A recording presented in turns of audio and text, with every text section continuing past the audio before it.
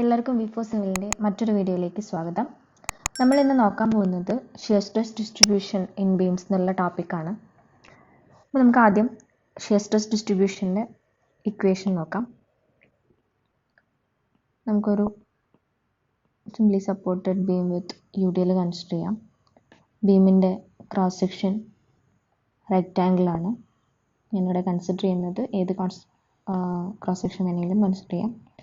Neutral ആക്സിസിൽ നിന്ന് y ഡിസ്റ്റൻസിൽ ഒരു സെക്ഷൻ കൺസിഡർ ചെയ്യാണ്. ആ y ഡിസ്റ്റൻസിലുള്ള സെക്ഷൻ്റെ മുകളിലുള്ള ഏരിയ A ആണെന്നും വിചാരിക്കാം. ഇതിൻ്റെ സെൻറ്ററിൽ നിന്ന് നമ്മൾ ഈ കൺസിഡർ ചെയ്ത y ഡിസ്റ്റൻസിലുള്ള സെക്ഷൻ്റെ എബോവ് ഉള്ള ഏരിയയുടെ സെൻറ്ററിൽ നിന്ന് ന്യൂട്രൽ ആക്സിസിലേക്കുള്ള ഡിസ്റ്റൻസ് ആണ് y ബാർ. ഇങ്ങനെയാണെങ്കിൽ ഈ ഒരു ബീമിൻ്റെ ഷിയർ സ്ട്രെസ് ഡിസ്ട്രിബ്യൂഷൻ കാണാനുള്ള ഫോർമുല എന്ന് പറഞ്ഞിട്ടുണ്ടെങ്കിൽ shear stress tau is equal to FA_y bar by IB എന്നുള്ളതാണ്. ഈ ഒരു ഫോർമുല വെച്ചിട്ടാണ് നമ്മൾ ബീമിലെ ഷിയർ സ്ട്രെസ് ഡിസ്ട്രിബ്യൂഷൻ ഡയഗ്രാം വരയ്ക്കുന്നത്. ഇതിൽ ഓരോ ടേമും നമുക്ക് എന്താണെന്ന് നോക്കാം. ടോ എന്ന് പറഞ്ഞിട്ടുണ്ടെങ്കിൽ shear stress in newton per mm². F എന്ന് പറഞ്ഞിട്ടുണ്ടെങ്കിൽ ഷിയർ ഫോഴ്സ് ന്യൂട്ടൺ. പിന്നെ ഉള്ളത് എന്താണ് AY ബാർ. AY ബാർ എന്ന് പറഞ്ഞിട്ടുണ്ടെങ്കിൽ area moment with respect to neutral axis. ആ ഏരിയ എന്നുള്ളത് നമ്മൾ കൺസിഡർ ചെയ്യുന്ന y ഡിസ്റ്റൻസിൻ്റെ മുകളിലുള്ള ഏരിയ ആണ്. Okay, moment of area with respect to neutral axis എന്നുള്ളതാണ് AY ബാർ എന്നുള്ളത്. ഓക്കെ, ഈ നെക്സ്റ്റ് I എന്ന് പറഞ്ഞിട്ടുണ്ടെങ്കിൽ എന്താണ് എല്ലാവർക്കും അറിയാം, മൊമെന്റ് ഓഫ് ഇനേഷ്യ. ഇനി B എന്ന് പറഞ്ഞിട്ടുണ്ടെങ്കിൽ width at the y distance. നമ്മൾ കൺസിഡർ ചെയ്യുന്ന പോയിന്റ്, അതായത് കൺസിഡർ ചെയ്യുന്ന സെക്ഷനിൽ അവിടെ എത്രയാണോ വിഡ്ത്ത്. ഇപ്പം റെക്ടാങ്കുലർ സെക്ഷൻ ആണെങ്കിൽ B എന്നുള്ളത് സെയിം ആയിട്ടാണ് പോകുന്നത്. പൈ സെക്ഷൻ T സെക്ഷൻ ഒക്കെ ആവുന്ന സമയത്ത് B വേരി ചെയ്യും. അതാണ് ഈ ഷിയർ സ്ട്രെസ് ഡിസ്ട്രിബ്യൂഷനിൽ ശ്രദ്ധിക്കേണ്ട കാര്യങ്ങൾ. അപ്പോൾ tau is equal to FA_y bar by IB എന്നുള്ളതാണ് ഷിയർ സ്ട്രെസ് ഡിസ്ട്രിബ്യൂഷൻ്റെ ഇക്വേഷൻ. അപ്പോൾ ഇത് വെച്ചിട്ട് നമുക്ക് ഡിഫറെൻറ്റ് സെക്ഷൻസ് ഉണ്ട് അല്ലേ, rectangular, circular, triangular, T section, I section എന്നൊക്കെ പറഞ്ഞിട്ട്. അപ്പോൾ ഇതിൻ്റെയൊക്കെ ഷിയർ സ്ട്രെസ് ഡിസ്ട്രിബ്യൂഷൻ എങ്ങനെയാണ് വരാമെന്നുള്ളത് നോക്കാം നമുക്ക്. ഇപ്പോൾ rectangular section BD, neutral axis. Rectangular സെക്ഷൻ്റെ ഷിയർ സ്ട്രെസ് ഡിസ്ട്രിബ്യൂഷൻ എന്ന് പറയുന്നത് പാരാബോളിക് ആയിട്ടാണ് വരുന്നത്. ഇതിൻ്റെ മാക്സിമം വരുന്നത്, അതായത് ടോ മാക്സ് വരുന്നത് ന്യൂട്രൽ ആക്സിസിലാണ്. അതെന്ന് പറയുന്നത് 3/2 ഓഫ് ടോ ആവറേജ് ആയിരിക്കും. ഓക്കെ, അപ്പം ഇതെല്ലാം നമുക്ക് പ്രോബ്ലംസിൽ എങ്ങനെയാണ് അപ്ലൈ ചെയ്യുന്നത് എന്നുള്ളത് അടുത്തടുത്ത സ്ലൈഡിൽ നോക്കാം.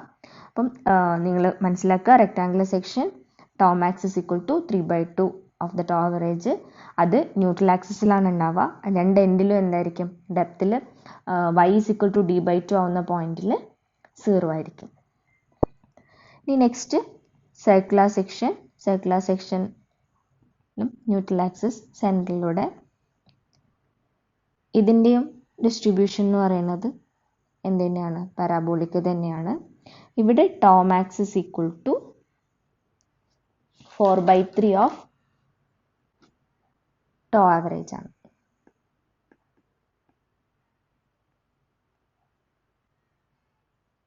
ഓക്കെ, ഇനി നെക്സ്റ്റ് വൺ എന്നുള്ളത് ട്രയാങ്കുലർ സെക്ഷൻ ആണ്. ട്രയാങ്കുലർ സെക്ഷൻ എന്ന് പറയുന്ന കേസിൽ നമുക്ക് ഇവിടെ സെൻട്രോയിഡിലല്ല, ഇപ്പോൾ ഈ ഒരു റെക്ടാങ്കുലർ ആൻഡ് സർക്കുലർ കേസിൽ നമുക്ക് സെൻട്രോയിഡിലാണ് ടോ മാക്സ് വന്നിട്ടുള്ളത്.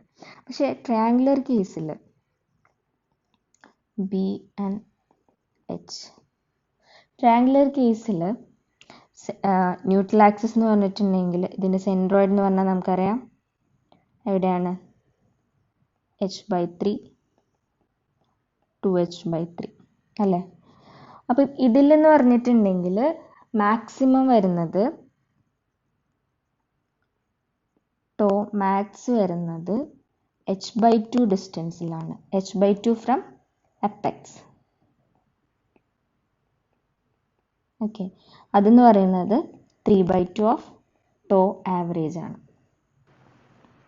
ഇനി ന്യൂട്രൽ ആക്സിസിലെ value at neutral axis tau value will be 4/3 of tau average. Okay, അപ്പം ഇത് ശ്രദ്ധിക്കുക. ട്രയാങ്കിളിൻ്റെ കേസിൽ മാക്സിമം വരുന്നത് എവിടെയാണ്? h/2 ഫ്രം ദി അപ്പെക്സ് ആയിരിക്കും, സെൻട്രോയിഡിലല്ല. ഓക്കെ, അപ്പം ഇതും എന്ത് തന്നെയാണ്? ഡിസ്ട്രിബ്യൂഷൻ പരാബോളിക് ആണ്. ഓക്കെ, മാക്സിമം വാല്യൂ വരുന്നത് എവിടെയാണ്? മാക്സിമം വാല്യൂ എപ്പെക്സിൽ നിന്ന് h/2 ടോ മാക്സ്. ഓക്കെ, ഇനി നമുക്ക് ടി സെക്ഷനിലും ഐ സെക്ഷനിലും എങ്ങനെയാണ് വേരിയേഷൻ വരാൻ നോക്കാം. T section, okay, neutral axis. T സെക്ഷനിലും ഐ സെക്ഷനിലും നമുക്ക് ആ ക്രോസ് സെക്ഷൻ വേരി ചെയ്യുന്നത് കൊണ്ട് ഈ ഒരു ബി എന്നുള്ള വാല്യൂ വേരി ചെയ്യുന്ന പോയിന്റിൽ എന്തുണ്ടാവും? രണ്ട് വാല്യൂസ് ഉണ്ടാവും. ഇപ്പം ഈ junction of the web and flange maximum value ഉണ്ടാവുക ന്യൂട്രൽ ആക്സിസിൽ തന്നെയാണ്. ഓക്കെ, ഐ സെക്ഷൻ ആവുമ്പോഴും അതേപോലെ തന്നെയാണ്. എവിടെ വേരിയേഷൻ ഉണ്ടാവും? ഇതിൻ്റെ ബി വേരി ചെയ്യുന്ന പോയിന്റിൽ വേരിയേഷൻ ഉണ്ടാവും.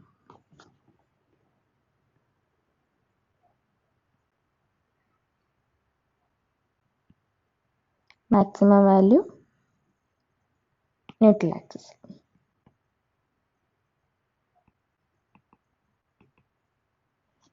ഓക്കെ, അപ്പം ഈ വേരിയേഷൻ ഡയഗ്രാം ഒക്കെ ഒന്ന് നോക്കി വെക്കുക.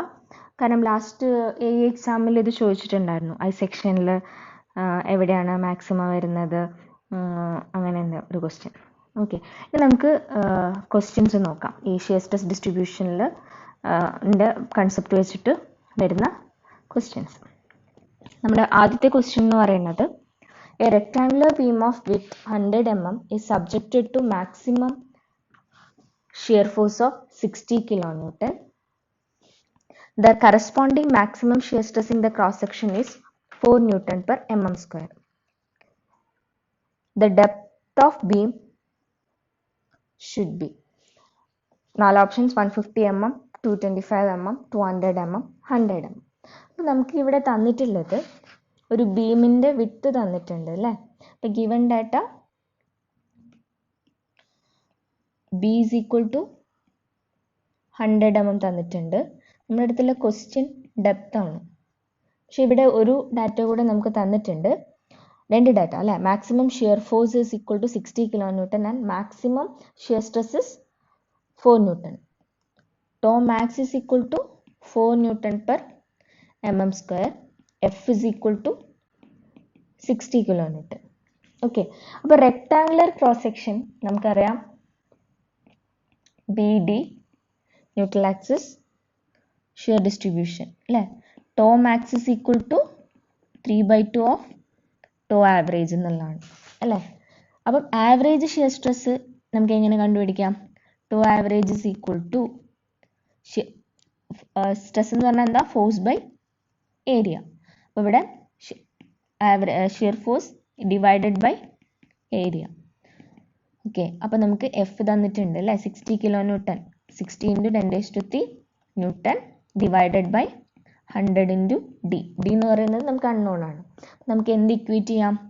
To max is equal to 3/2 × 60 × 10⁻³ 100 × D. Okay, tau max is equal to 4 Newton per mm square ആണ് അല്ലേ.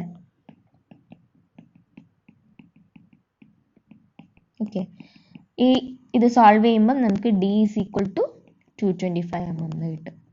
അപ്പം നമുക്ക് എന്തറിഞ്ഞിരിക്കണം? ഇപ്പോൾ റെക്ടാങ്കുലർ ക്രോസ് സെക്ഷൻ ആണെങ്കിൽ tau max is equal to 3/2 of tau average ആണെന്ന് അറിഞ്ഞാൽ മാത്രമേ നമുക്ക് ഈ പ്രോബ്ലം ചെയ്യാൻ പറ്റുള്ളൂ. അപ്പം നമ്മൾ ഇപ്പം ഡിസ്കസ് ചെയ്തിട്ടുള്ള ഈ ഒരു ടേബിൾ ഓർത്തേക്കുക. റെക്ടാങ്കുലർ സെക്ഷൻ ആണെങ്കിൽ 3/2 ടോ ആവറേജ് ആണ് ടോ മാക്സ്. സർക്കുലർ ആണെങ്കിൽ 4/3 ഓഫ് ടോ ആവറേജ് ആണ്. ട്രയാങ്കുലർ ആണെങ്കിൽ tau max is equal to 3/2 of tau average ആണ്. ടി സെക്ഷൻ ഐ സെക്ഷൻ അങ്ങനെ കറക്റ്റ് ആയിട്ടുള്ള വാല്യൂസ് ഇല്ല. അത് ഡിപ്പെൻസ് ഓൺ നമ്മുടെ സെക്ഷൻ അനുസരിച്ചിട്ട് അത് മാറിക്കൊണ്ടിരിക്കും. ഓക്കെ, അപ്പം നമ്മുടെ ആൻസർ, ഈ ഒരു പെർട്ടിക്കുലർ ക്വസ്റ്റ്യൻ്റെ ആൻസർ 225 mm എന്നുള്ളതാണ്. ഇനി നമുക്ക് അടുത്ത ക്വസ്റ്റ്യൻ നോക്കാം. A rectangular beam of width 200 mm and depth 300 mm is subjected to maximum shear force of 200 kN. Maximum shear stress produced in the beam. അപ്പോൾ ഇതും നമുക്ക് അതേ ഇക്വേഷൻസ് വെച്ചിട്ട് ചെയ്യാൻ പറ്റുന്നതാണ് അല്ലേ. ബി ഇൻറ്റു ഡി എന്നുള്ളത് എത്രയാണ്? 200 ഇൻറ്റു 300. ഇതാണ് നമ്മുടെ ക്രോസ് സെക്ഷൻ ഓഫ് ബീം. പിന്നെ നമുക്ക് തന്നിട്ടുണ്ട് maximum shear force of 200 kN. F is equal to 200 kN. അങ്ങനെയാണെങ്കിൽ ടോ ആവറേജ് എന്താണ്? 200 into 10⁻³ divided by 200 into 300. Tau max എത്രയാണ്? 3/2 ഓഫ് ടോ ആവറേജ് ആണ് അല്ലേ റെക്ടാങ്കുലർ സെക്ഷൻ. അപ്പോൾ നമുക്ക് 3/2 into 200 into 10⁻³ divided by 200 into 300.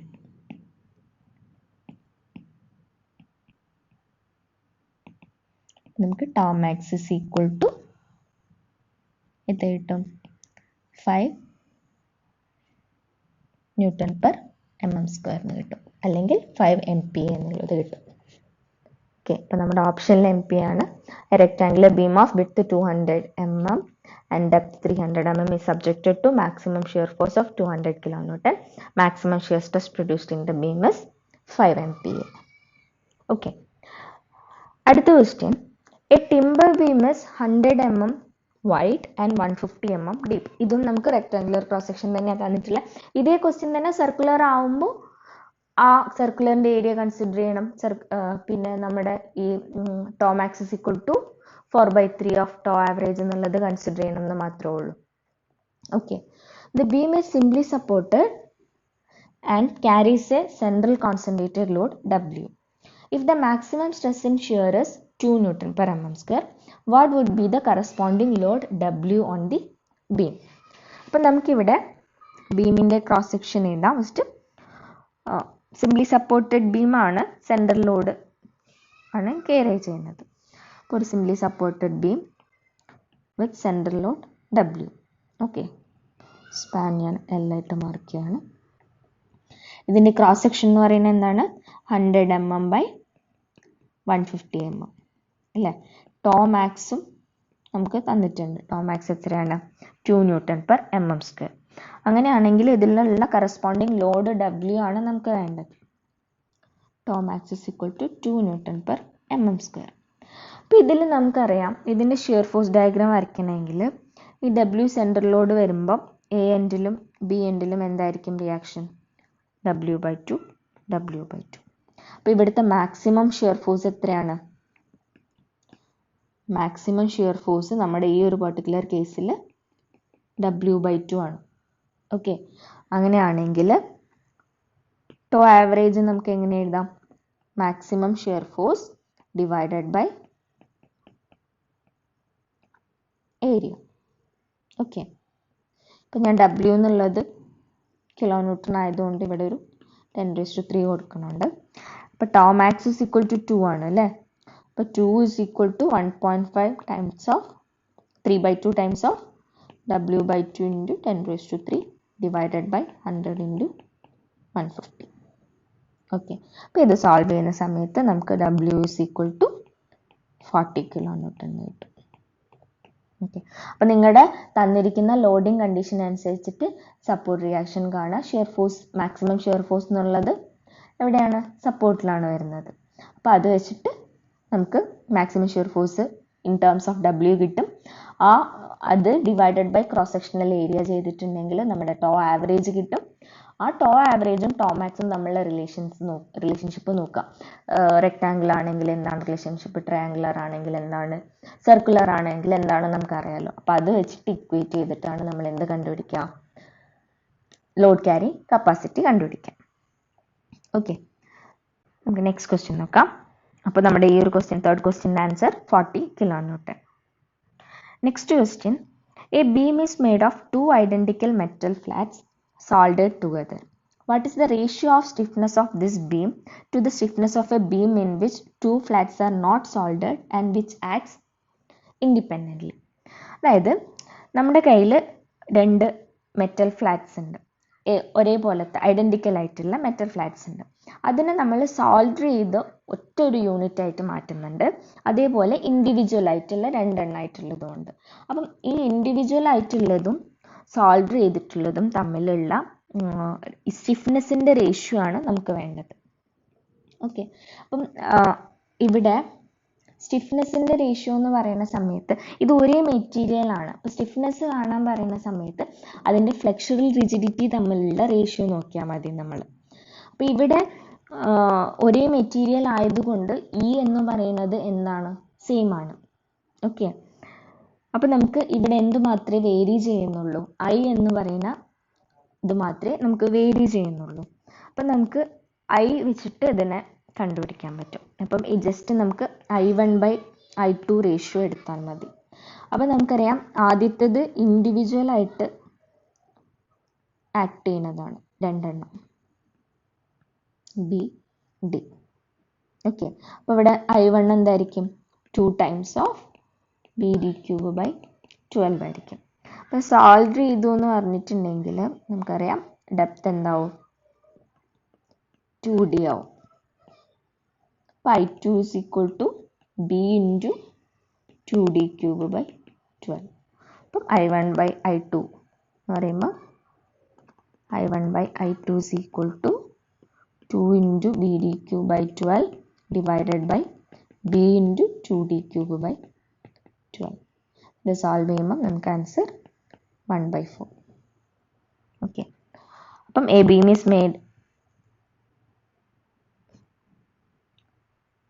made of 2 identical metal flats soldered together. What is the ratio of stiffness of this beam to stiffness of beam in which 2 flats are not soldered? Okay, sorry, ഞാൻ ഇപ്പോൾ എടുത്തിട്ടുള്ളത് first എടുത്ത condition not soldered ആണ്. പക്ഷേ ഇവർ ചോദിച്ചിട്ടുള്ളത് soldered to not soldered ആണ്. അപ്പം നമ്മുടെ റേഷ്യോ എന്തായിരിക്കും ശരിക്കും വേണ്ടത്, I2/I1 ആണ്. അപ്പം നമ്മുടെ റേഷ്യോ 4. ഓക്കെ, അപ്പം ബേസിക്കലി ഷിയർ സ്ട്രെസ് ഡിസ്ട്രിബ്യൂഷനിൽ നിങ്ങൾ അറിഞ്ഞിരിക്കുന്നത് ഈ ഒരു ടേബിളിൽ ഉള്ള വാല്യൂസ് മാത്രമാണ്. അതായത് മാക്സിമം ഷിയർ സ്ട്രെസ് എവിടെയാണ് ആക്ട് ചെയ്യുക, മാക്സിമം ഷിയർ സ്ട്രെസ്സും ടോ ആവറേജും തമ്മിൽ ഓരോ ക്രോസ് സെക്ഷനും എന്താണ് എങ്ങനെയാണ് റിലേറ്റ് ആയിരിക്കുന്നത് എന്നുള്ളത് അറിഞ്ഞിരിക്കുക. ഇത്രയും ബേസിക്സ് മാത്രം നമ്മൾ ഷിയർ സ്ട്രെസ് ഡിസ്ട്രിബ്യൂഷൻ ഇൻ ബീംസിനെ പറ്റി അറിഞ്ഞാൽ മതി.